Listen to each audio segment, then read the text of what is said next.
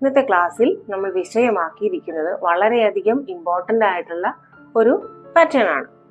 അതായത് princess cut blouse പോലെ തന്നെ വളരെയധികം പ്രാധാന്യമുള്ളതും എന്നാൽ സാധാരണ ചുരിദാർ ടോപ്പിൽ നിന്ന് വ്യത്യസ്തമായി കറക്റ്റ് മെഷർമെന്റിൽ ചെയ്യേണ്ടതായ ഒരു പാറ്റേൺ ആണ്, അല്ലെങ്കിൽ ഒരു ഡ്രസ് ഡിസൈൻ ആണ് പ്രിൻസസ് കട്ട് യോക്കിന്റെ ചുരിദാർ ടോപ്പ്. ഇത് ചെയ്യുവാനായിട്ട് ഒരല്പം ബുദ്ധിമുട്ട് നിങ്ങൾക്ക് തോന്നിയേക്കാം. കാരണം ഇതിൽ കൊടുത്തിരിക്കുന്നത് ഫ്രണ്ട് ഭാഗത്ത് നിങ്ങൾക്ക് മനസ്സിലാവും, നമ്മുടെ ഡ്രോയിങ്ങിൽ 2 പാർട്ടായിട്ടാണ് കൊടുത്തിരിക്കുന്നത്. അതായത് യോക്കിന്റെ പോർഷനും താഴേക്ക് ലെങ്ത് എത്തിക്കുന്ന പോർഷനും തമ്മിൽ ചെറിയ ഡിഫറൻസ് ഒക്കെ ഉണ്ട്. അതുകൊണ്ട് തന്നെ പല അളവുകളിൽ നമുക്ക് ശ്രദ്ധയോടെ കൈകാര്യം ചെയ്യേണ്ട പല ഭാഗങ്ങളുമുണ്ട്. അത് നമ്മൾ വളരെ വിശദമാക്കി തന്നെയാണ് ഇവിടെ പോയിന്റ്സ് കൊടുത്തിരിക്കുന്നതും അതുപോലെ തന്നെ നിങ്ങൾക്ക് പറഞ്ഞു മനസ്സിലാക്കി തരുന്നതും. പ്രത്യേകിച്ച് തുടക്കക്കാർക്ക് വേണ്ടിയിട്ടുള്ള ക്ലാസ് ആണ് എന്നുള്ളത് കൊണ്ട് തന്നെ ചിലപ്പോൾ ഇതിനെക്കുറിച്ച് അറിയാവുന്നവർക്ക് അല്പം ബോറടിയൊക്കെ തോന്നിയേക്കാം. നിങ്ങളത് സദയം ക്ഷമിക്കുക, അല്ലെങ്കിൽ സ്കിപ്പ് ചെയ്ത് പോകാവുന്നതാണ്. നമ്മുടെ തുടക്കക്കാരായ കുട്ടികൾക്ക് വളരെയധികം ചിലപ്പോൾ നേരിട്ട് സംശയങ്ങൾ ചോദിക്കാൻ പറ്റാത്തത് കൊണ്ട് തന്നെ ഒരുപാട് സംശയങ്ങൾ വരാൻ സാധ്യതയുണ്ട്. അതിനെയൊക്കെ അടുത്തിരുന്ന് പറഞ്ഞു കൊടുക്കാൻ പറ്റാത്തത് കൊണ്ട് തന്നെ വിശദമാക്കിക്കൊണ്ട് പോകുന്നത് കൊണ്ടാണ് നമ്മുടെ ക്ലാസ്സുകൾ അല്പം ദൈർഘ്യം വരുന്നത്. അത് നിങ്ങൾക്ക് ബുദ്ധിമുട്ടുണ്ടാക്കുന്നുണ്ട് എങ്കിൽ എനിക്ക് ഇങ്ങനെ തന്നെ എടുക്കാൻ സാധിക്കുകയുള്ളൂ. കാരണം ഒരു കുട്ടിയെ എൻ്റെ അടുത്ത് കിട്ടുന്ന സമയത്ത് ഞാൻ എങ്ങനെയാണോ പറഞ്ഞു കൊടുക്കുന്നത് അതുപോലെ തന്നെയാണ് ഞാൻ ക്ലാസ് എടുക്കുന്നത് എന്നുള്ള കാര്യം വീണ്ടും വീണ്ടും ഓർമ്മിപ്പിക്കുകയാണ്. അപ്പോൾ ബോറടിക്കുന്നവർക്ക് താല്പര്യമില്ല എങ്കിൽ നമ്മുടെ ക്ലാസ്സിൽ നിന്ന് സ്കിപ്പ് ചെയ്യാവുന്നതാണ്. ഇതിൽ നമുക്ക് ഡ്രോയിങ്ങിൽ കൊടുത്തിരിക്കുന്നത് 2 പാർട്ടായിട്ടാണ്. അതായത് ഫ്രണ്ട് പീസിൽ 2 പീസുകളായും ബാക്ക് പീസിൽ ഒറ്റ പീസായുമാണ് കൊടുത്തിരിക്കുന്നത്. ഇത് നമ്മുടെ മൊഡ്യൂൾ 9 പറഞ്ഞിരിക്കുന്ന സെയിം മെത്തേഡിൽ തന്നെയാണ് ഇത് ചെയ്തിരിക്കുന്നത്. അതിൽ നിന്ന് ചെറിയൊരു വ്യത്യാസം മാത്രമാണ് വരുന്നത്. അത് നമുക്കിവിടെ ഫസ്റ്റ് പോയിന്റിൽ എന്താണ് ചെയ്യേണ്ടതെന്ന് കൃത്യമായി പറയുന്നുണ്ട്. നമുക്ക് പോയിന്റുകളെ കുറിച്ച് പഠിക്കുന്ന സമയത്ത് പറഞ്ഞു തുടങ്ങാം. അപ്പോൾ നിങ്ങൾ ആദ്യം ചെയ്യേണ്ടത് ബാക്ക് പീസിനെ കട്ട് ചെയ്ത് മാറ്റുക എന്നുള്ളതാണ്. നമ്മളിവിടെ ഓൾറെഡി മൊഡ്യൂൾ 9 ബേസ് ചെയ്തുകൊണ്ട് ബാക്ക് പീസ് ലൈനിങ് ഉൾപ്പെടെ കട്ട് ചെയ്ത് മാറ്റിയിട്ടുണ്ട്. ഞാനിവിടെ എടുത്തിരിക്കുന്നത് 2.5 മീറ്റർ ക്ലോത്ത് ആണ്. നിങ്ങൾക്ക് എത്രയാണോ നിങ്ങളുടെ ലെങ്ത്തിനനുസരിച്ച് വേണ്ടത് അതിനോടുകൂടി സ്റ്റിച്ചിങ് അലവൻസ് ഒക്കെ കൂട്ടിയിട്ട് എങ്ങനെയാണ് എടുക്കേണ്ടതെന്നൊക്കെ നമ്മൾ മുന്നുള്ള ക്ലാസ്സുകളിലൊക്കെ പറഞ്ഞിട്ടുള്ളതാണ്. അപ്പോൾ അതനുസരിച്ച് ഒരല്പം ക്ലോത്ത് നിങ്ങളുടെ കൈവശം കൂടുതൽ ഉണ്ടായിരിക്കുന്നത് നല്ലതാണ്. ഇനി നമ്മുടെ ഡ്രോയിങ്സിൽ കൊടുത്തിരിക്കുന്ന പോയിന്റ്സുകൾ അനുസരിച്ച് കൺസ്ട്രക്ഷനും പോയിന്റ്സും അതുപോലെ തന്നെ എക്സ്പ്ലനേഷനും ഒക്കെ വെച്ച് തന്നെ നിങ്ങൾ പഠിക്കുക. എല്ലാ മൊഡ്യൂൾസിലും നമ്മളതൊക്കെ പറയുന്നതാണ്. നമ്മൾ പഠിച്ചു പോരുന്നത് ബേസിക്സ് ആണ്. അതുകൊണ്ട് തന്നെ ഓരോ മൊഡ്യൂൾ വരും തോറും, അതായത് പുതിയ പുതിയ ഡ്രസ് ഡിസൈൻ ഒക്കെ വരും തോറും അല്പം കോംപ്ലിക്കേറ്റഡ് ആയി തന്നെയാണ് മുന്നോട്ട് വരുന്നത്. കാരണം നമുക്ക് ഇനി പഠിക്കേണ്ടത് ട്രാൻസ്പെറന്റ് ആയിട്ടുള്ള ചുരിദാർ ടോപ്പ് ബ്ലൗസ് ഒക്കെ ചെയ്ത് പഠിക്കാനുള്ളതാണ്. അപ്പോൾ ഓരോന്നും സ്റ്റെപ്പ് ബൈ സ്റ്റെപ്പ് ആയിട്ട് തന്നെ നിങ്ങൾ പഠിച്ചു പോകുമ്പോഴാണ് നിങ്ങളുടെ ബേസ് കറക്റ്റ് ആവുന്നത്. ആദ്യം നമ്മൾ ഓർഡിനറി ചുരിദാറാണ് പഠിച്ചത്. അതിനുശേഷമാണ് നമ്മൾ 3 പീസിന്റെ ഒക്കെ പഠിച്ചിട്ടുള്ളത്. അതായത് 6 പീസിന്റെ ചുരിദാർ പഠിച്ചിട്ടുള്ളത്. നമുക്കിനി പാനൽ കട്ടിലേക്കൊക്കെ പോകാനുള്ളതാണ്. അതിന് മുന്നോടിയായിട്ട് നമുക്ക് പ്രിൻസസ് കട്ടിന്റെ ബ്ലൗസ് ചെയ്യുന്നതിന് മുൻപ് പ്രിൻസസ് കട്ടിന്റെ യോക്ക് ചുരിദാർ ടോപ്പ് ചെയ്യുന്നത് ഒരു ബേസിക്സ് ആയിട്ടുള്ള കാര്യമാണ്. കാരണം നിങ്ങൾക്ക് ഇവിടെ പറഞ്ഞു തരുന്ന സമയത്ത് നമ്മുടെ ഈ പ്രിൻസസ് കട്ടിൽ ചെറിയ ഒരു ഡിഫറൻസ് ഉണ്ട് സാധാരണ പ്രിൻസസ് കട്ട് ബ്ലൗസിനേക്കാൾ. അത് ബ്ലൗസ് പഠിക്കുന്ന സമയത്ത് ഇതിൽ നിന്ന് എന്ത് വ്യത്യാസമാണ് അതിൽ വരുന്നതെന്ന് നമുക്ക് പറഞ്ഞ് മനസ്സിലാക്കാവുന്നതാണ്. പക്ഷേ പ്രിൻസസ് കട്ട് ബ്ലൗസിലേക്ക് പോകുന്നതിന് മുൻപ് ഇത് പഠിച്ചിരിക്കുക എന്ന് പറയുന്നത് നിങ്ങൾക്ക് ബ്ലൗസ് കുറച്ചുകൂടി ഈസി ആക്കുവാനായിട്ടാണ് ഈ പാറ്റേൺ തന്നെ തിരഞ്ഞെടുത്തിരിക്കുന്നത്. അപ്പോൾ നിങ്ങൾക്ക് എന്ത് സംശയം ഉണ്ടെങ്കിലും നമ്മുടെ കമന്റ് ബോക്സിൽ ചോദിക്കാവുന്നതാണ്. ഞാൻ കാണുന്ന സമയത്ത് അല്ലെങ്കിൽ സമയമുള്ള സമയത്ത് എന്ത് തന്നെ ആയിരുന്നാലും ഞാൻ നിങ്ങളുടെ സംശയങ്ങൾ എനിക്കറിയാവുന്ന രീതിയിൽ ക്ലിയർ ചെയ്ത് തരാൻ ശ്രമിക്കുന്നുണ്ട്. അപ്പോൾ നമുക്ക് നമ്മുടെ ക്ലാസ്സിലേക്ക് പോകാം. നമ്മുടെ ഒന്നാമത്തെ പോയിന്റ് എന്താണെന്ന് നോക്കാം. മൊഡ്യൂൾ 9 കൊടുത്തിരിക്കുന്ന ഡ്രോയിങ്സും തിയറിയും അനുസരിച്ച് ആവശ്യമുള്ള അളവുകളിൽ ലൈനിങ് ചേർത്ത് വെച്ച് ബാക്ക് പീസ് മാത്രം കട്ട് ചെയ്യുക. ആദ്യം ചെയ്യേണ്ടത് ഇതാണ്. അപ്പോൾ നമ്മുടെ ആദ്യത്തെ പോയിന്റിൽ ഒരു സെന്റൻസ് കൂടി ഉണ്ട്. അത് എന്താണെന്ന് നോക്കാം. വരയ്ക്കുമ്പോൾ ശ്രദ്ധിക്കേണ്ടത് ബാക്കിൽ സിപ്പ് വയ്ക്കുന്നുണ്ടെങ്കിൽ മാത്രം ജസ്റ്റ് വണ്ണത്തിന്റെ 4/1 അടയാളപ്പെടുത്തുമ്പോൾ ആവശ്യമുള്ള വണ്ണത്തിനോടുകൂടി 1/2 ഇഞ്ച് കൂടി കൂട്ടി അടയാളപ്പെടുത്തുക. ഇതാണ് നമ്മുടെ ഫസ്റ്റത്തെ പോയിന്റ്. എന്റെ കൈവശമുള്ള അളവുകൾ ഉപയോഗിച്ച് ബാക്ക് പീസ് ഇവിടെ കട്ട് ചെയ്തിട്ടുണ്ട്. ഇതിൽ നമ്മുടെ ആദ്യത്തെ പോയിന്റിൽ രണ്ടാമതായി പറഞ്ഞിരിക്കുന്നത് എന്താണ്? വരയ്ക്കുമ്പോൾ ശ്രദ്ധിക്കേണ്ടത് ബാക്കിൽ സിപ്പ് വെക്കുന്നുണ്ടെങ്കിൽ മാത്രം, അതായത് നിങ്ങൾ സിപ്പ് വയ്ക്കുന്ന ഒരാളാണെങ്കിൽ മാത്രമാണ് ഇനി പറയുന്ന കാര്യം ചെയ്യേണ്ടത്. അതായത് ചെസ്റ്റ് വണ്ണത്തിന്റെ 4/1 അടയാളപ്പെടുത്തുമ്പോൾ ആവശ്യമുള്ള വണ്ണത്തിനോടുകൂടി, ഇവിടെയാണ് നമ്മൾ ചെസ്റ്റ് വണ്ണത്തിന് 4 അടയാളപ്പെടുത്തുന്നത്. ഈ വണ്ണത്തിനോടുകൂടി എത്ര കൂട്ടണമെന്നാണ് പറഞ്ഞിരിക്കുന്നത്? 1/2 ഇഞ്ച് കൂടി കൂട്ടി അടയാളപ്പെടുത്തുക. അത് എന്തിനാണ് എന്ന് നമുക്ക് സിബ് വയ്ക്കുന്നതാണ് നമ്മളിപ്പോ ചെയ്യുന്നതെന്ന് പറയുന്നുണ്ട്. ഈ സിപ്പ് വയ്ക്കുന്നത് ഏറ്റവും ഈസി ആയിട്ടുള്ള ഒരു മെത്തേഡിലാണ് നമ്മളിവിടെ ചെയ്ത് കാണിക്കുന്നത്. അപ്പോൾ അതിനായി നമുക്ക് തയ്യൽ തുമ്പ് ഇവിടെ നിന്ന് സെന്റർ ഭാഗത്ത് നിന്ന് ആവശ്യമുള്ളത് നമുക്ക് ഇവിടെ കുറയാതിരിക്കുവാനാണ് 1/2 ഇഞ്ച് കൂട്ടി കട്ട് ചെയ്യുക എന്ന് പറഞ്ഞിരിക്കുന്നത്. ഇനി ഇതിൽ കാൽക്കുലേറ്റ് ചെയ്ത് കൂടുതലായി എടുക്കാൻ നിങ്ങൾക്ക് ബുദ്ധിമുട്ടുണ്ട് എന്നുണ്ടെങ്കിൽ ചെയ്തില്ല എങ്കിലും കുഴപ്പമൊന്നുമില്ല. കാരണം ഈ 1/2 ഇഞ്ച് എടുത്തില്ല എങ്കിലും കുഴപ്പമില്ല. കാരണം നമുക്കിവിടെ ഓൾറെഡി 1.5 ഇഞ്ച് അലവൻസ് വരുന്നുണ്ട്. അതായത് 4 ഭാഗത്താണ് 1.5 ഇഞ്ച് എന്നുള്ള കാര്യം ഓർക്കുക. അപ്പോൾ ടോട്ടൽ വരുമ്പോൾ 6 ഇഞ്ച് സ്റ്റിച്ചിങ് അലവൻസ് നമുക്ക് മൊത്തത്തിൽ വരുന്നതാണ്. അപ്പോൾ ഇതിൽ നിന്ന് ഒരു 1/2 ഇഞ്ച് 2 ഭാഗത്തും ബാക്ക് പീസിൽ മൈനസ് ആവുന്നു എന്ന് വെച്ചിട്ട് കുഴപ്പമൊന്നും നിങ്ങൾക്ക് സംഭവിക്കാനില്ല. കാരണം 1/2 ഇഞ്ച് എന്ന് പറയുന്നത് വളരെ ചെറിയൊരു പോർഷനാണ്. ബാക്കി 1 ഇഞ്ച് എന്തായാലും ബാക്ക് പീസിൽ 4 ഭാഗത്തുണ്ടാവും. അപ്പോൾ 1/2 ഇഞ്ച് ചെറിയൊരു വ്യത്യാസം വന്നുകൊണ്ട് മാറി നിൽക്കുന്നു എന്ന് വെച്ചിട്ട് നിങ്ങൾക്ക് ബാക്ക് പീസിൽ പ്രശ്നമൊന്നും വരുന്നില്ല. കണക്ക് കൂട്ടാൻ ബുദ്ധിമുട്ടുള്ളവർ ഒന്നും ചെയ്യേണ്ട. മൊഡ്യൂൾ 9 പറഞ്ഞിരിക്കുന്ന അതേപോലെ തന്നെ നിങ്ങൾ ഇവിടെ ചെയ്യാം. ഞാനിവിടെ അങ്ങനെയാണ് എടുത്തിരിക്കുന്നത്. 1/2 ഇഞ്ച് കൂട്ടിയിട്ടില്ല. പക്ഷേ നമ്മുടെ തിയറിയിൽ പറയുന്ന അനുസരിച്ച് കൃത്യമായി ചെയ്യേണ്ടത് ഈ 1/2 ഇഞ്ച് കൂടി കൂട്ടിയെടുക്കുക സിപ്പ് വെക്കുന്നുണ്ടെങ്കിൽ എന്നുള്ള കാര്യം മറക്കണ്ട. അത് തിയറി അനുസരിച്ചുള്ളതാണ്. ഇവിടെ ഞാൻ എടുത്തിരിക്കുന്നത് തിയറിയിൽ നിന്ന് വിട്ട് മൊഡ്യൂൾ 9 അതായത് 1/2 ഇഞ്ചിനെ നമ്മളിവിടെ ബാക്ക് പീസിൽ ഒഴിവാക്കിക്കൊണ്ടാണ് എടുത്തിരിക്കുന്നത്. നിങ്ങൾക്ക് ഇഷ്ടമുള്ളതുപോലെ എടുക്കാവുന്നതാണ്. ഇനി നമ്മുടെ അടുത്ത പോയിന്റ് എന്താണെന്ന് നോക്കാം. രണ്ടാമത്തെ പോയിന്റ്, ഫ്രണ്ടിൽ യോക്കിന്റെ ഇറക്കത്തിനോടുകൂടി 1 ഇഞ്ച് കൂടി കൂട്ടിക്കിട്ടുന്ന അളവ് ഫുൾ ലെങ്ത്തിൽ നിന്ന് മൈനസ് ചെയ്ത് യോക്കിനായി തുണിയെടുക്കുക. ഞാൻ ഇവിടെ എടുത്തിരിക്കുന്നത് സ്ട്രൈപ്സ് വരുന്ന രീതിയിലുള്ള തുണിയാണ്. അതായത് ഈ ഡിസൈൻ നീളത്തിൽ വരുമ്പോൾ സ്ട്രൈപ്സിന്റെ വേറൊരു രീതിയിലാണ് വരുന്നത്. അപ്പോൾ നിങ്ങൾക്ക് യോക്കിനായി എടുക്കുന്ന തുണി നമുക്ക് ഇവിടെ എങ്ങനെയാണ് എടുക്കേണ്ടതെന്ന് നമുക്ക് പറയുന്നുണ്ട്. നിങ്ങളുടെ കയ്യിലുള്ള ഫുൾ ലെങ്ത്തിന്റെ അളവ് എത്രയാണോ അതിൽ നിന്ന് നിങ്ങൾ യോക്കിന്റെ അളവ് എത്രയാണെന്ന് മൈനസ് ചെയ്യണം.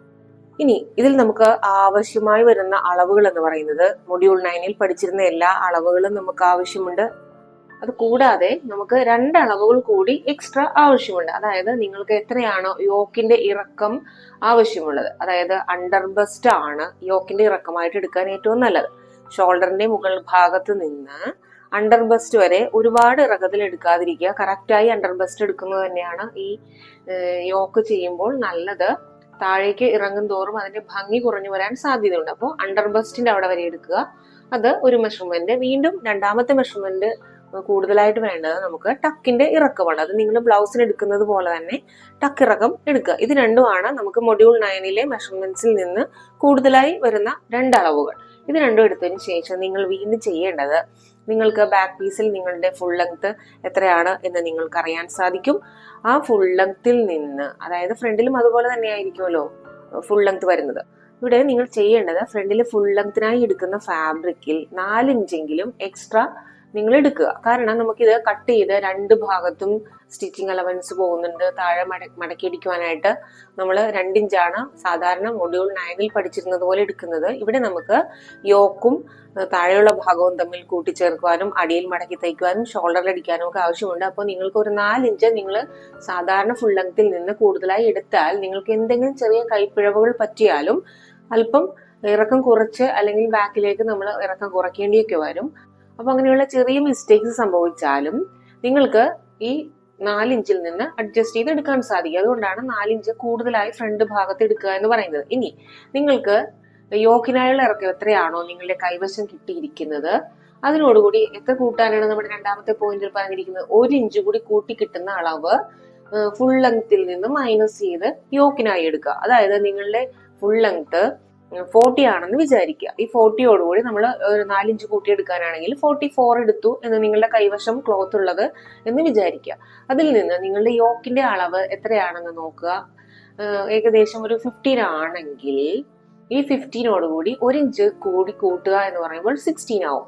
അത് നിങ്ങൾ ഈ 44ൽ നിന്ന് മൈനസ് ചെയ്ത് എടുക്കുക. അതായത് ഈ 44ൽ നിന്ന് ആദ്യം 15+1 എന്നുള്ളത്. അതായത് ഒരു ഏകദേശമാണ് പറയുന്നത്, നിങ്ങൾ അളന്നെടുക്കുന്നതാണ് നിങ്ങളുടെ കൈവശമുള്ളത്. ഞാൻ ഇവിടെ പറയുന്ന അളവുകളല്ല നിങ്ങൾ എടുക്കേണ്ടത്, നിങ്ങൾ എടുത്തിരിക്കുന്ന അളവുകളോടുകൂടി എത്ര കൂട്ടണം എന്നുള്ളത് മാത്രമാണ് നിങ്ങൾ ശ്രദ്ധിക്കേണ്ടത്. അപ്പോൾ ഇവിടെ നിങ്ങൾ എടുത്തിരിക്കുന്ന യോക്കളവിനോടുകൂടി 1 ഇഞ്ച് കൂടി കൂട്ടി ഈ നിങ്ങളുടെ കൈവശമുള്ള ഫ്രണ്ട് ഭാഗത്തെ തയ്യൽ തുമ്പോടുകൂടി കൂട്ടിയിട്ടിരിക്കുന്ന തുണിയിൽ നിന്ന് കട്ട് ചെയ്തെടുക്കുക. ഇതാണ് യോക്കിനായി ചെയ്യേണ്ടത്. ഇനി മൂന്നാമത്തെ നമ്മുടെ പോയിന്റ് എന്താണെന്ന് നോക്കാം. അത്രയും തന്നെ ലൈനിങ്ങും എടുക്കുക. ഇതാണ് നമ്മുടെ മൂന്നാമത്തെ പോയിന്റ്. അതായത് യോക്കിനായി എടുത്തിരിക്കുന്ന അത്രയും തന്നെ നിങ്ങൾ ലൈനിങ്ങും എടുക്കുക. ഇനി നാലാമത്തെ പോയിന്റ് എന്താണെന്ന് നോക്കാം. എന്നിട്ട് വീതിയെ 2ആയി മടക്കി നല്ല തുണിയുടെ മുകളിലായി ലൈനിങ് ഇടുക. അതായത് നല്ല തുണി ഏതാണോ അതിന്റെ മുകളിലായി ലൈനിങ് ഇടുക. നമുക്കറിയാം, നമ്മൾ മെയിൻ വരകളെല്ലാം വരയ്ക്കുന്നത് ലൈനിങ് പീസിലാണ് എന്ന് പഠിച്ചു. ലൈനിങ് ഇല്ലാതെയാണ് നിങ്ങൾ ചെയ്യുന്നതെങ്കിൽ മാത്രം നല്ല ക്ലോത്തിനെ ചീത്ത ഭാഗത്തേക്ക് മറിച്ചിട്ടിട്ട് അവിടെ ആയിരിക്കണം നമ്മുടെ വരകളൊക്കെ വരേണ്ടതെന്നൊക്കെ നമ്മൾ ആദ്യ ക്ലാസ്സുകളിൽ തന്നെ പഠിച്ചിട്ടുള്ളതാണ്. അപ്പോൾ ഇവിടെ ചെയ്യേണ്ടത് എന്താണ്? വീതിയെ 2ആയി മടക്കി നല്ല തുണിയുടെ മുകളിലായി ലൈനിങ്ങും കൂടി ഇടുക. ഞാൻ ഇവിടെ എടുക്കുവാൻ ഉദ്ദേശിക്കുന്നത് ഇവിടെ നീളത്തിലുള്ള തുണിയാണ് എന്ന് നമ്മൾ പറഞ്ഞു കഴിഞ്ഞു.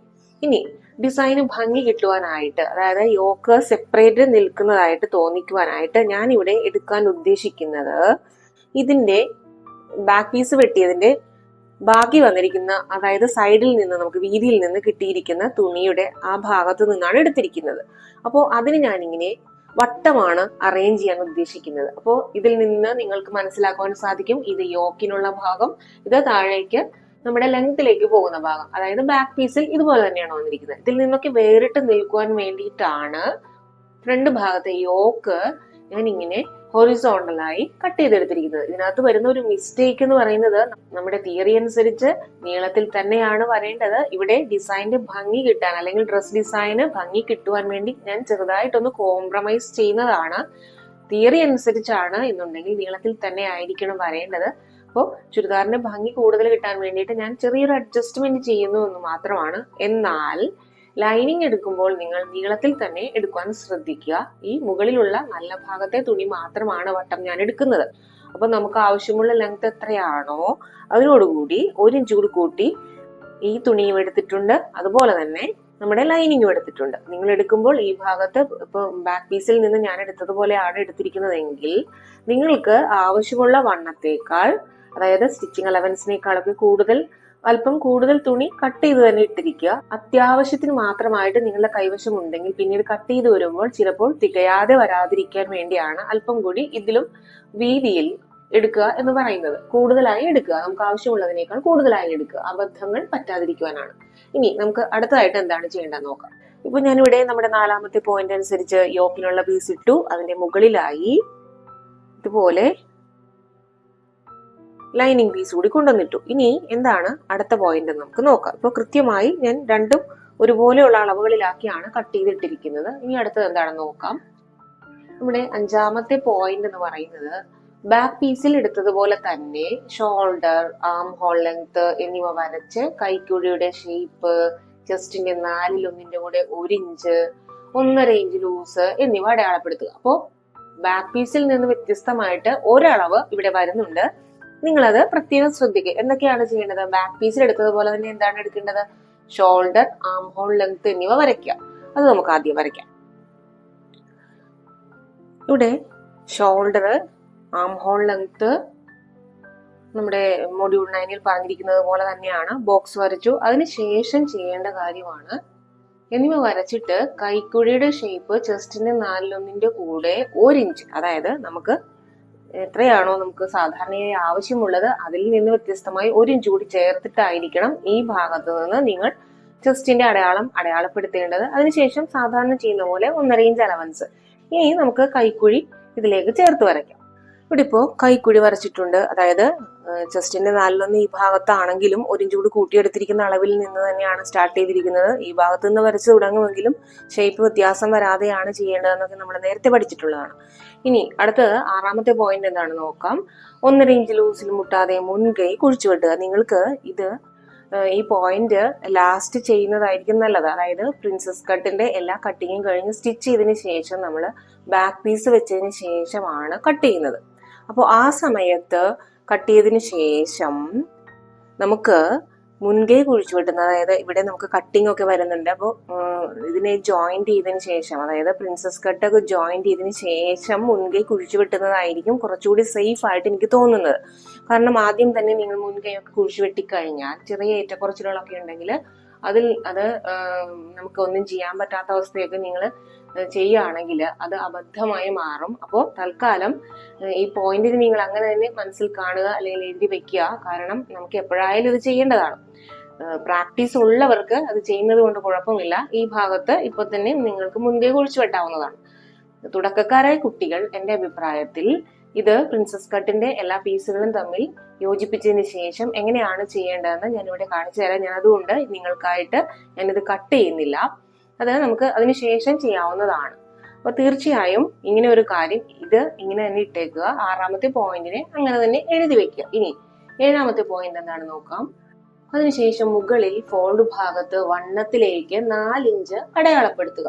ടക്കിന്റെ ഇറക്കം അടയാളപ്പെടുത്തേണ്ടത് ഇവിടെ നിന്ന് താഴേക്കാണ്. മുകളിൽ ഫോൾഡ് ഭാഗത്ത് നിന്ന്, അതായത് മുകൾ എന്ന് പറയുന്നത് നമ്മുടെ യോക്കിന്റെ മുകൾ ഭാഗം ഇതാണ്. ഇത് ഫോൾഡ് ഭാഗത്ത് നിന്ന് ഈ അറ്റത്ത് നിന്ന്, അതായത് ഈ അറ്റത്ത് നിന്ന് എന്താണ് ചെയ്യേണ്ടത്, വണ്ണത്തിലേക്ക് 4 ഇഞ്ച് അടയാളപ്പെടുത്തുക. ഈ 4 ഇഞ്ച് എന്ന് പറയുന്നത് നമുക്ക് എന്തിനുള്ളതാണെന്നാണ് പറഞ്ഞിരിക്കുന്നത്, ടക്ക് അടയാളപ്പെടുത്തുവാനുള്ള പോയിന്റ് ആണ്. ഏത് ഭാഗത്താണ് എത്ര അളവിലാണ് ടക്കിന്റെ ഇറക്കം വരേണ്ടതെന്ന് നോക്കേണ്ടത് ഈ പോയിന്റിൽ നിന്നാണ്. അപ്പോൾ ഞാൻ ഇവിടെ നിന്ന് 4 അടയാളപ്പെടുത്തിയിരിക്കുന്നത് നമുക്കറിയാം. നമ്മളിവിടെ ചെയ്യുന്നതെല്ലാം നോർമൽ മെഷർമെന്റ്സിന്റെ അളവുകളാണ് എന്നുള്ളത് പറഞ്ഞിട്ടുണ്ട്. നിങ്ങൾക്ക് ചെസ്റ്റ് വണ്ണം 40 എന്നുള്ളതിൽ നിന്ന് കൂടുതലാണ് എങ്കിൽ എന്തെല്ലാം മാറ്റങ്ങളാണ് വരുത്തേണ്ടതെന്നും മുൻപത്തെ ക്ലാസ്സുകളിലൊക്കെ പറഞ്ഞിട്ടുണ്ട്. ആ ക്ലാസ്സുകളൊക്കെ ടക്കിനെ കുറിച്ചുള്ള ക്ലാസ്സുകൾ കണ്ടിട്ടില്ലാത്തവരുണ്ടെന്നുണ്ടെങ്കിൽ നമ്മുടെ ആ മൊഡ്യൂൾ എടുത്തൊന്ന് നോക്കിയാൽ നിങ്ങൾക്ക് മനസ്സിലാവും. അപ്പോൾ നോർമൽ മെഷർമെന്റ്സിനും അബ്നോർമൽ മെഷർമെന്റ്സിനും ടക്കളവുകളിൽ, അതായത് അകലങ്ങളിലേക്ക് വ്യത്യാസം വരുത്തേണ്ടത് എന്താണെന്ന് മനസ്സിലാക്കിക്കൊണ്ട് ചെയ്യുക. ഇപ്പോൾ ഞാൻ ഇവിടെ എടുത്തിരിക്കുന്നത് നോർമൽ മെഷർമെന്റ് ആയതിനാൽ ഈ ഭാഗത്ത് നിന്ന് 4ലാണ് എടുത്തിരിക്കുന്നത്. ഇനി അടുത്തത് എന്താണെന്ന് നമുക്ക് നോക്കാം. നമ്മുടെ 8ാമത്തെ പോയിന്റ് ആണ്.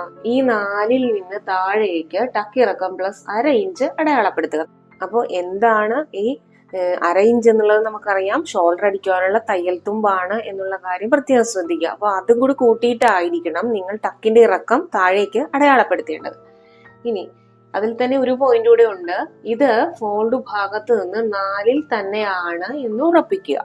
അതായത് മുകളിൽ 4 എടുത്തിരിക്കുന്നത് പോലെ തന്നെ ആയിരിക്കണം നമുക്ക് ഇവിടെ നിന്ന് ഇങ്ങോട്ടുള്ള അളവ് വരേണ്ടത്. അപ്പോൾ ഇവിടെ നിങ്ങൾ ടക്കിറക്കം പ്ലസ് 1/2 അടയാളപ്പെടുത്തുന്നത് ഡാർക്ക് ചെയ്യരുത് എന്ന് ആദ്യം തന്നെ പറയാം. അതായത് നിങ്ങൾക്ക് എത്രയാണോ ടക്കിറക്കം ആവശ്യമുള്ളത് അതിനോടുകൂടി 1/2 ഇഞ്ച് കൂടി കൂട്ടി അടയാളപ്പെടുത്തുക. അത് ചെറുതായിട്ടൊന്ന് മാർക്ക് ചെയ്യാനേ പാടുള്ളൂ.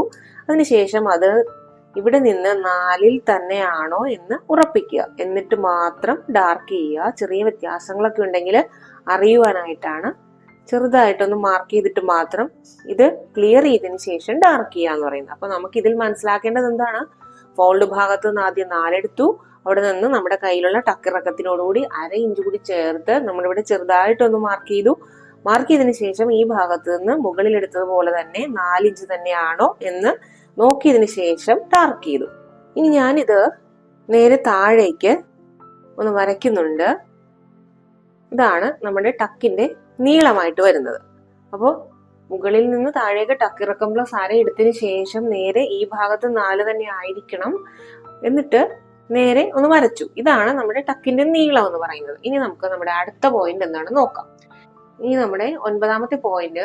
എന്നിട്ട് ജസ്റ്റ് വണ്ണം അടയാളപ്പെടുത്തി അവിടെ നിന്ന് ഷോൾഡറിന്റെ തയ്യൽ തുമ്പ് 1/2 ഇഞ്ച് കൂട്ടാതെയുള്ള ആകെ കൈക്കുഴിയുടെ പകുതിയിൽ നിന്ന് ടക്ക് അടയാളപ്പെടുത്തിയ ഭാഗത്തേക്ക് ഡ്രോയിങ്ങിൽ കാണുന്നത് പോലെയുള്ള ഷേപ്പിൽ വരയ്ക്കുക. ഡ്രോയിങ്ങിൽ നമ്മുടെ ഷേപ്പ് കൃത്യമായിട്ട് കൊടുത്തിട്ടുണ്ട്, നിങ്ങൾക്ക് മനസ്സിലാക്കാൻ സാധിക്കുന്നതാണ്. അപ്പൊ നമ്മൾ ഇവിടെ ചെയ്യുന്നത് അത് തന്നെയാണ്. എന്താണ് ചെയ്യേണ്ടത്, ചെസ്റ്റ് വണ്ണം അടയാളപ്പെടുത്തി അവിടെ നിന്ന് ഷോൾഡറിന്റെ തയ്യൽ തുമ്പ് 1/2 ഇഞ്ച് കൂട്ടാതെയുള്ള, നമ്മളിവിടെ 1/2 ഇഞ്ച് ഷോൾഡറിന്റെ തയ്യൽ തുമ്പ് നമുക്കുണ്ട്. അതിനെ നമുക്ക് ഇങ്ങനെ ഒന്ന് മാർക്ക് ചെയ്തില്ല. മാർക്ക് ചെയ്തതിന് ശേഷം എന്താണ് ടോട്ടൽ നമുക്ക് വരുന്ന കൈക്കുഴി എത്രയാണ്, അതിന്റെ പകുതിയിൽ നിന്ന്, അതായത് ഇതിൽ നിന്ന് ഏകദേശം പകുതിയിൽ നിന്ന് ടക്കടയാളപ്പെടുത്തിയ ഭാഗത്തേക്ക്, ഈ ഭാഗത്തേക്ക് ഡ്രോയിങ്ങിൽ കാണുന്നത് പോലുള്ള ഷേപ്പിൽ വരയ്ക്കുക. അതായത് അതിനൊരു ഷേപ്പ് ഉണ്ട് എന്ന് മനസ്സിലാക്കുക. അപ്പൊ നമുക്കിവിടെ ആദ്യം കൈക്കുഴിയുടെ പകുതി അടയാളപ്പെടുത്താം. അപ്പൊ നമുക്കിവിടെ മൊത്തം കൈക്കുഴി എന്ന് പറയുന്നത് ഇതുപോലെ അളന്നു നോക്കിയാൽ നിങ്ങൾക്ക് മനസ്സിലാവും. നിങ്ങൾക്ക് എത്രയാണോ കിട്ടിയിരിക്കുന്നത് 9 ആണ്. അപ്പൊ 9 നിങ്ങൾക്ക് എത്രയാണോ കിട്ടിയിരിക്കുന്നത് അതിന്റെ പകുതി ഭാഗത്ത് നിങ്ങൾ ഇതുപോലെ ഒന്ന് മാർക്ക് ചെയ്യുക. 1/2 ഇഞ്ച് ഇവിടെ വിട്ടതിന് ശേഷമായിരിക്കണം എന്നുള്ള കാര്യം പ്രത്യേകം ശ്രദ്ധിക്കുക. അത് നമ്മുടെ അളവിൽ വരാൻ പാടുള്ളതല്ല. എന്നിട്ട് നമ്മൾ ഷേപ്പാണ് ഇനി വരയ്ക്കാൻ പോകുന്നത്. അപ്പോൾ ഈ ഷേപ്പ് വരയ്ക്കുന്നത് എപ്പോഴും ഈ ഭാഗത്ത് നിന്ന് തന്നെ ആയിരിക്കണം വരേണ്ടത്. ഇവിടെ വരുമ്പോൾ ഇങ്ങനെ വരയ്ക്കുക. വരച്ചതിന് ശേഷം ചെറിയ വ്യത്യാസങ്ങളൊക്കെ നമുക്ക് ഇതിൽ നിന്ന് ഇനി വരുത്താവുന്നതാണ്. വേണ്ടാത്ത വരകളെ നിങ്ങൾ വെട്ടിയിടും. അപ്പൊ നമുക്ക് ഇതാണ് നമ്മുടെ ടക്കിന്റെ ഇറക്കം, ഇതാണ് നമ്മുടെ കൈക്കുഴിയുടെ പകുതി ഭാഗം. ഈ ഭാഗങ്ങൾ രണ്ടും തമ്മിൽ യോജിപ്പിച്ച് വരച്ചു. നിങ്ങളുടെ കൈക്കുഴിയൊക്കെ എത്രയാണ് എന്നതിനനുസരിച്ചിരിക്കും ഈ ഷേപ്പ് വരുന്നത്. ഇത് നമ്മുടെ ഡ്രോയിങ്ങിൽ കൊടുത്തിരിക്കുന്നത് അനുസരിച്ചായിരിക്കണം എന്നുള്ള കാര്യം പ്രത്യേകം ശ്രദ്ധിക്കുക. ഇനി ഇത് ചുരിദാർ ആയതുകൊണ്ടാണ് ഈ ഭാഗത്ത് 4 തന്നെ എടുത്തിരിക്കുന്നത്. കട്ടിംഗ് ബ്ലൗസിൽ നമുക്ക് ഇങ്ങനെ ആയിരിക്കില്ല വരുന്നത്. അത് വേറെ തിയറി ആയിരിക്കും. അത് നമുക്ക് കുറച്ച് ബുദ്ധിമുട്ടുള്ളത്, ഇതിനേക്കാൾ അല്പം കൂടി ബുദ്ധിമുട്ടുള്ളത് കൊണ്ട് മനസ്സിലാക്കാൻ ഇതാദ്യം പഠിക്കുക. അതിനുവേണ്ടിയാണ് ഇതിങ്ങനെ കൊടുത്തിരിക്കുന്നത്. ഇനി അടുത്തതായിട്ട് നമുക്ക് എന്താണ് ചെയ്യേണ്ടതെന്ന് നോക്കുക. ഇതിപ്പോ മനസ്സിലായി കാണുമെന്ന് കരുതുന്നു. ഇനി നമ്മുടെ 10ാമത്തെ പോയിന്റ്, സെന്റർ പോയിന്റ് എന്ന ഈ ടക്കിന്റെ താഴെ സൈഡ് അടിക്കുന്ന ഭാഗത്തേക്ക് 1.5, 2 എന്നീ അളവുകളിൽ ജസ്റ്റ് വണ്ണത്തിനനുസരിച്ച് അടയാളപ്പെടുത്തുക. സെന്റർ പോയിന്റ് എന്ന ഈ ടക്ക്, അതായത് ഇതാണ് താഴെ എന്ന് പറയുന്നത് ഈ ഭാഗമാണ്. അപ്പൊ അതുകൊണ്ട് സൈഡ് അടിക്കുന്ന ഭാഗം എന്ന് പറയുന്നത് ഇതാണ്. ഇത് നമ്മുടെ ഉൾഭാഗമാണ്. അപ്പോൾ ഇവിടെ എന്താണ് ചെയ്യേണ്ടത്? അടിക്കുന്ന ഭാഗത്തേക്ക് 1.5 അല്ലെങ്കിൽ 2 എന്നീ അളവുകളിൽ ജസ്റ്റ് വണ്ണത്തിനനുസരിച്ച് അടയാളപ്പെടുത്തുക. അത് നമ്മൾ നേരത്തെ പറഞ്ഞതുപോലെ നോർമൽ ആൻഡ് അബ്നോർമൽ മെഷർമെന്റ്സിനെ ബേസ് ചെയ്താണ് ഈ അളവുകൾ വരുന്നത്. നോർമൽ മെഷർമെന്റ്സ്, അതായത് 40 മെഷർമെന്റ് വരുന്നതിനുള്ളിൽ നിൽക്കുന്നവരെല്ലാവരും തന്നെ ഈ 2 എടുക്കുന്നത് തന്നെയായിരിക്കും നല്ലത്. എൻ്റെ ഒരു അഭിപ്രായമാണ്. നിങ്ങൾക്ക് താല്പര്യമില്ല എന്നുണ്ടെങ്കിൽ അതിനെ അളവ് കുറച്ച് 1.5യിലേക്ക് ആക്കാവുന്നതാണ്. 1.5 എന്ന് പറയുന്നത് ഇങ്ങനെയാണ് വരുന്നത്. ഈ 1.5 എന്ന് പറയുന്നത് നിങ്ങൾ അടിക്കും തോറും നമ്മൾ ഈ ഭാഗത്ത് മാത്രമായിട്ടാണ് ഇതിന്റെ ഉള്ളിൽ നിന്ന് കട്ട് ചെയ്ത് കളയുന്നത്. ഞാനിവിടെ എടുക്കുന്നത് എന്ത് തന്നെയാണെങ്കിലും 2 ആണ്. കാരണം നമ്മുടെ ബസ്റ്റ് ഭംഗിയിൽ, പ്രിൻസസ് കട്ടിന്റെ ഭംഗിയിൽ നിൽക്കാൻ നല്ലത് 2 ഇഞ്ചാണ്. അതായത് ഒരല്പം ബസ്റ്റിന്റെ സൈസ് കുറവുള്ളവർക്ക് തീർച്ചയായും 2 തന്നെ എടുക്കുക എന്ന് തന്നെയാണ് എൻ്റെ അഭിപ്രായം. കാരണം അവർക്ക് ബസ്റ്റിന്റെ ഒരു പോരായ്മ തീർക്കുന്നത് ഈ ഭാഗത്ത് എടുക്കുന്ന ക്ലോത്തിനെ നമ്മൾ കൂടുതൽ എടുക്കുമ്പോഴാണ്. എന്നാൽ നേരെ മറിച്ച് ബസ്റ്റിന്റെ സൈസ് ബോഡി ലാംഗ്വേജ് അനുസരിച്ച് ആവശ്യമുള്ളതിനേക്കാൾ കൂടുതൽ തോന്നിക്കുന്ന ആളുകളാണ് എങ്കിൽ നിങ്ങൾ ഒരിക്കലും ഈ 2ലേക്ക് പോകരുത്. ഇനി ബോഡി ലാംഗ്വേജ് നോർമൽ ആയിരിക്കുകയും ബസ്റ്റിന്റെ സൈസ് മാത്രം കൂടുതലായിരിക്കുകയും ചെയ്യുന്നവർ 1.5 എടുത്താൽ മതിയാവും. കാരണം അവർക്ക് ബസ്റ്റ് ആയിരിക്കും അവരുടെ ബോഡിയിൽ ഏറ്റവും ഹൈലൈറ്റ് ചെയ്ത് നിൽക്കുന്നത്. അപ്പോൾ കൂടുതൽ ഹൈലൈറ്റ് ചെയ്ത് കാണിക്കാതിരിക്കാനായിട്ട് നമുക്ക് ഇതിനുള്ളിലുള്ള ഈ ക്ലോത്തിനെ, അതായത് ടക്ക് അടയാളപ്പെടുത്തുന്ന ഉള്ളിലുള്ള കട്ട് ചെയ്ത് കളയേണ്ട ഈ അളവിനെ നമുക്ക് 1.5 ചുരുക്കാവുന്നതാണ്. അപ്പൊ നിങ്ങൾക്ക് ഇത് രണ്ടും തമ്മിലുള്ള വ്യത്യാസം നിങ്ങൾക്ക് മനസ്സിലായി കാണുമല്ലോ. നമ്മൾ കട്ടിംഗ് ബ്ലൗസ് പഠിച്ചിരുന്ന സമയത്ത് ഇത് പറഞ്ഞിരുന്നതാണ്. എങ്കിൽ കൂടി ഇനി അറിയാത്ത കുട്ടികൾക്കായിട്ട് ഒന്നുകൂടി പറയുന്നതാണ്. ഈ താഴെയുള്ള ഈ ഭാഗം 1.5 എടുക്കുന്നത് ബസ്റ്റിന്റെ സൈസ് നമ്മുടെ ബോഡി ലാംഗ്വേജ് അനുസരിച്ച് ആവശ്യമുള്ളതിനേക്കാൾ കൂടുതലുള്ളവർക്ക് എടുക്കുന്നതാണ് നല്ലത്. ബസ്റ്റിന്റെ സൈസ് കുറവുള്ളവർക്ക് അല്ലെങ്കിൽ ബോഡി ലാംഗ്വേജിനനുസരിച്ച് തന്നെ ബസ്റ്റ് സൈസും ഉള്ളവർക്ക് 2 ഇഞ്ച് തന്നെ എടുക്കുന്നതാണ് നല്ലത്. അപ്പോൾ നിങ്ങൾക്ക് ഇതിന് തമ്മിലുള്ള വ്യത്യാസം എന്താണെന്നൊക്കെ മനസ്സിലായി കാണുമെന്ന് കരുതുന്നു. ഇനി അടുത്തത് എന്താണെന്ന് നമുക്ക് നോക്കാം.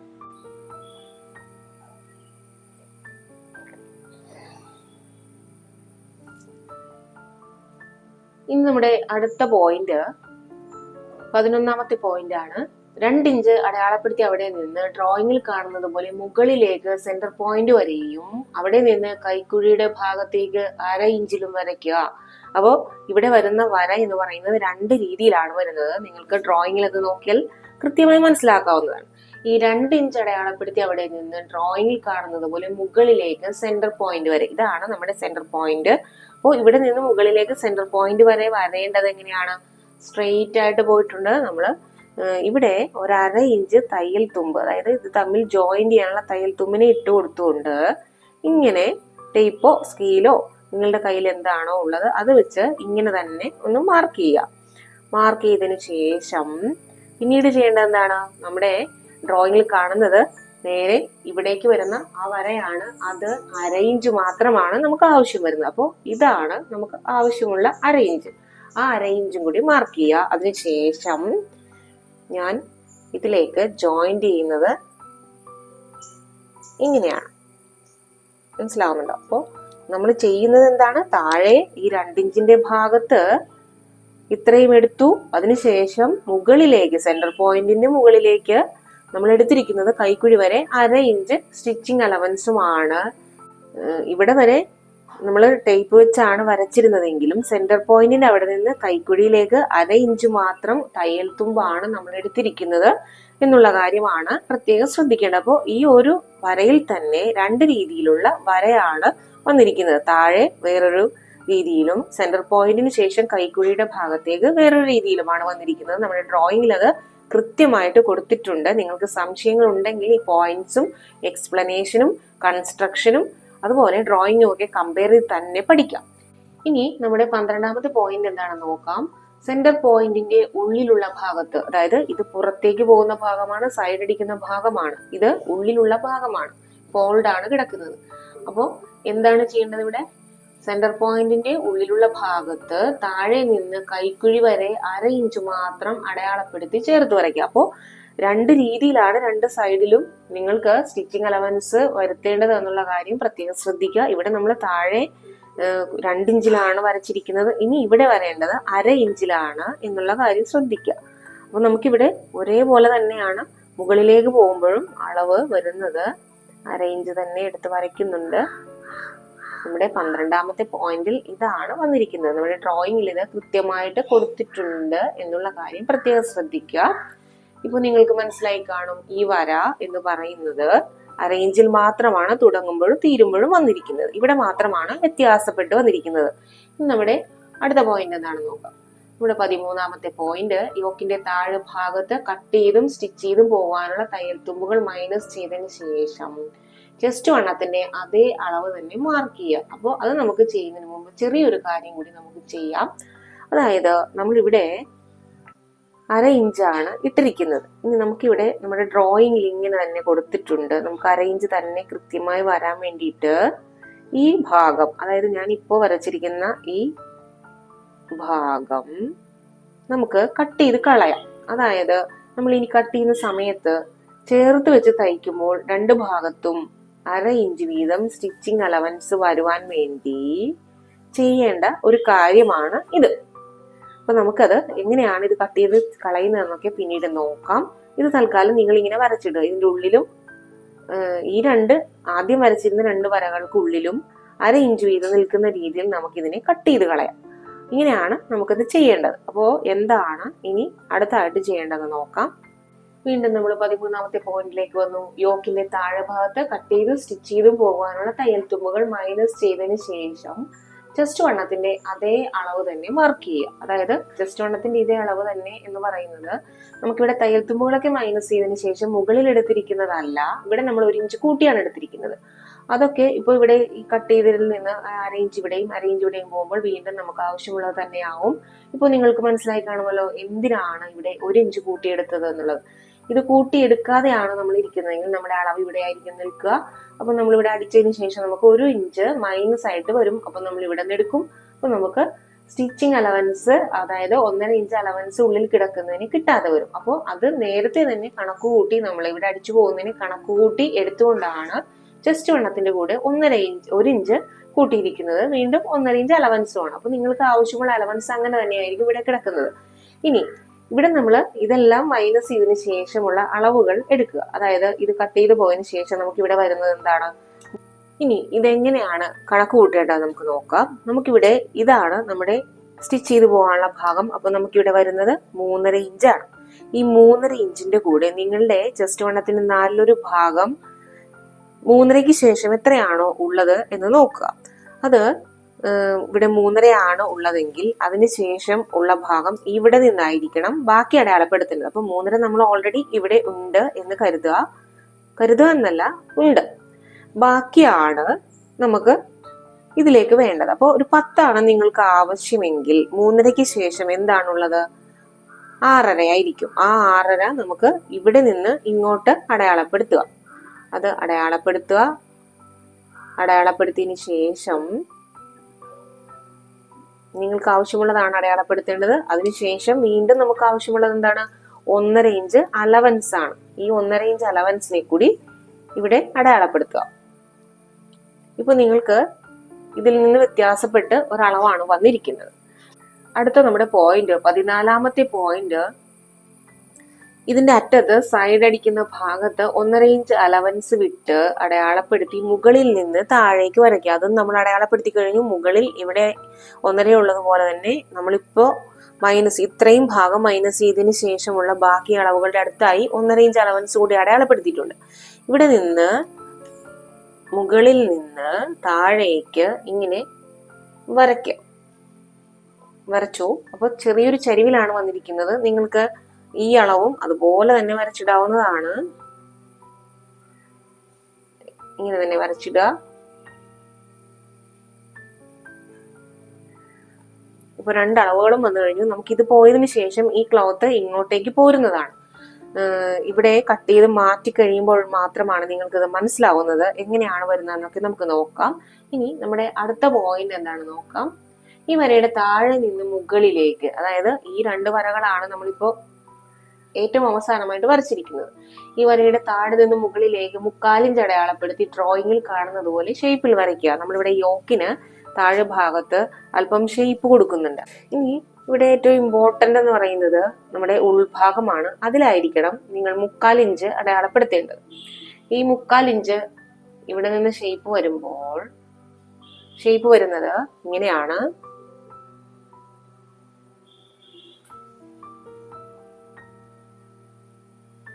ഇതുപോലെ സൈഡ് ഷേപ്പ് നമ്മുടെ സെന്റർ ഭാഗത്തേക്ക് വന്ന് തീരുന്ന രീതിയിൽ വരയ്ക്കാം.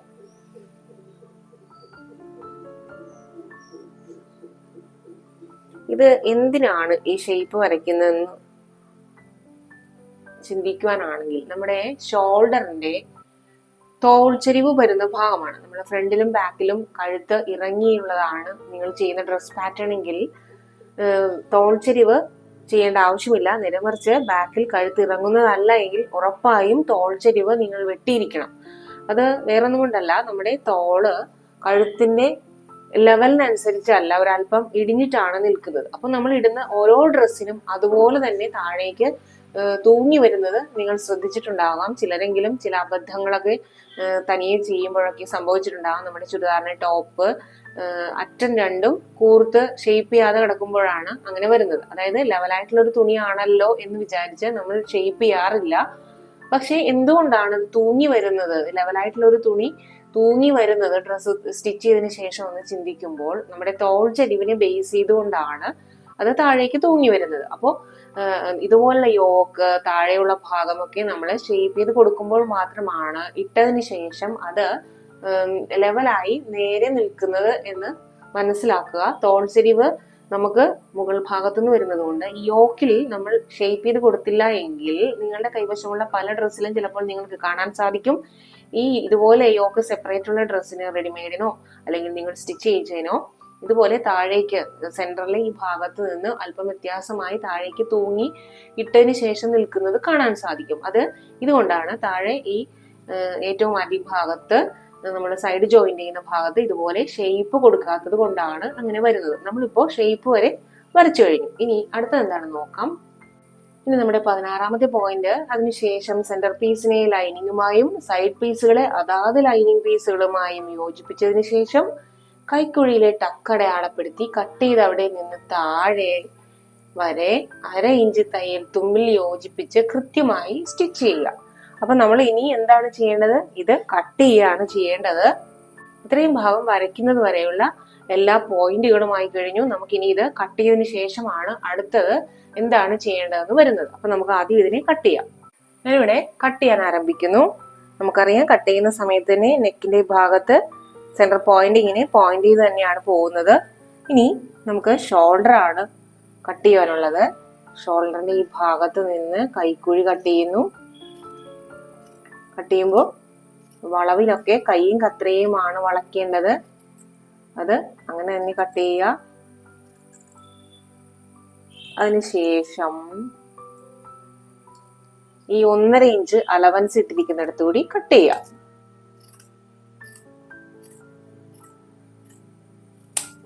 ഇത്രയും ഭാഗം കട്ട് ചെയ്തു. ഇനി നമുക്ക് വേണ്ടത് താഴെ ഈ ഷേപ്പാണ് കട്ട് ചെയ്യാനുള്ളത്. അത് നമുക്ക് കട്ട് ചെയ്യാം. ഇനി ടക്ക് കട്ട് ചെയ്യുമ്പോൾ നിങ്ങൾ ശ്രദ്ധിക്കേണ്ടത്, നമ്മൾ ആദ്യം വരച്ച സെന്റർ പോയിന്റ് അടയാളപ്പെടുത്തിയ അതാണ് നമ്മുടെ മെയിൻ കട്ടിങ്ങിനുള്ള ഭാഗം. ബാക്കി ഇത് നമ്മൾ കൊടുത്തിരിക്കുന്നത് തമ്മിൽ കൂട്ടിയടിക്കുവാനുള്ളതാണ്. അതായത് ഈ പീസും തമ്മിൽ കൂട്ടിയടിക്കാനുള്ള 1/2 ഇഞ്ച് തയ്യൽ തുമ്പാണ്. അപ്പോൾ മെയിൻ ആയിട്ട് നമ്മൾ കട്ട് ചെയ്ത് പോകേണ്ട ഭാഗമാണ് ആദ്യം നമ്മൾ അടയാളപ്പെടുത്തിയ ഈ ഭാഗം. അതിനെ നമുക്ക് ഇതുപോലെ കട്ട് ചെയ്യാം. ശ്രദ്ധിച്ച് കട്ട് ചെയ്യുക. വളവുകളെല്ലാം കയ്യും കത്രയും മാത്രം എടുക്കുക. അത് കഴിഞ്ഞു. അപ്പൊ നമ്മുടെ സെന്റർ ഭാഗം വേറെ ആയി കഴിഞ്ഞു. ഇനി ചെയ്യേണ്ടത് എന്താണ്? നമ്മളിവിടെ ഒരു ഭാഗം കട്ട് ചെയ്ത് മാറ്റാനുണ്ട്. നമുക്കപ്പോ ഇതിനകത്തുനിന്ന് കട്ട് ചെയ്ത് മാറ്റാനുള്ള ഇതിനെ ചെറിയ വ്യത്യാസത്തിൽ, അതായത് 1/2 ഇഞ്ച് സ്റ്റിച്ചിങ് അലവൻസ് നമ്മളിവിടെ ഇട്ടിട്ടുണ്ട്, അതിലേക്ക് ഇതിനെ കൂട്ടി വരച്ചു കൊടുക്കുക. കൂട്ടി വരച്ചതിന് ശേഷം ഇവിടെ നമ്മൾ ഇതുപോലെ സൈഡിൽ ചരിച്ച് വരച്ചിട്ടിരിക്കുന്ന ഭാഗം നമുക്ക് കട്ട് ചെയ്ത് മാറ്റുവാനുള്ളതാണ്. ഇങ്ങനെ കട്ട് ചെയ്യുന്നു. ശ്രദ്ധിച്ചു മനസ്സിലാക്കി എടുക്കുക. ഇങ്ങനെ റൗണ്ടിൽ തന്നെ കട്ട് ചെയ്ത് മാറ്റുന്നു. നമ്മുടെ പ്രിൻസസ് കട്ടിന്റെ യോക്ക് നമ്മൾ കട്ട് ചെയ്ത് കഴിഞ്ഞു. അപ്പോൾ ഇതാണ് നമുക്ക് കട്ട് ചെയ്ത് കഴിയുമ്പോൾ ഇത്രയും ഭാഗമാണ് നമുക്ക് കട്ട് ചെയ്ത് പുറത്തേക്ക് കളയുന്നത്. ബാക്കി നമ്മൾ ഇതിനെ ഇനി ജോയിന്റ് ചെയ്യുകയാണ് ചെയ്യുന്നത്. അതുപോലെ തന്നെ നിങ്ങൾക്ക് കറക്ഷൻസ് ഒന്നും ഇല്ല എന്ന തീർത്തും ബോധ്യം വന്നതിന് ശേഷം മാത്രമായിരിക്കണം നല്ല ക്ലോത്തിൽ കട്ട് ചെയ്യേണ്ടത്. അപ്പോൾ ഇതുപോലുള്ള കാര്യങ്ങളെല്ലാം നിങ്ങൾക്ക് മനസ്സിലായി കാണുമെന്ന് വിചാരിക്കുന്നു. ഇതിൽ 6ാമത്തെ പോയിന്റായ മുൻകൈ കുഴിച്ചു വെട്ടുക എന്നുള്ള കാര്യം മാത്രമാണ് നമ്മളിവിടെ ചെയ്യാത്തത്. അത് ഈ പീസുകളെല്ലാം ജോയിന്റ് ചെയ്തതിന് ശേഷം നമുക്ക് ബാക്ക് പീസ് വെച്ച് വെട്ടുന്ന സമയത്ത്, താഴേക്കുള്ള ഭാഗം കൂടി വെച്ച് വെട്ടുന്ന സമയത്ത് നിങ്ങൾക്ക് മനസ്സിലാക്കുവാൻ ബുദ്ധിമുട്ടുണ്ടാവില്ല. അതുപോലെ തന്നെ ചെറിയ ചെറിയ കറക്ഷൻസ് ഒക്കെ ക്ലിയർ ചെയ്ത് പോകാനും വേണ്ടിയിട്ടാണ് ഈ സമയത്ത് തന്നെ മുൻകൈ ഞാൻ കുഴിച്ചു വെട്ടാതിരുന്നത്. പ്രാക്ടീസ് ഉള്ളവർക്ക് ചെയ്യുന്നതിന് കുഴപ്പമില്ല, ധൈര്യമായി ചെയ്തോളൂ. ഇന്നത്തെ ക്ലാസ്സിൽ ഇത്രയും കാര്യങ്ങളാണ് നമ്മൾ പഠിച്ചിരിക്കുന്നത്. ഇനി ഇതിന്റെ സ്റ്റിച്ചിങ്ങും ബാക്കിയുള്ള ഭാഗങ്ങളുമായി അടുത്ത ക്ലാസ്സിൽ നമുക്ക് കൂട്ടുകൂടാം. Fashion theory with ജസ്സിനോടൊപ്പം.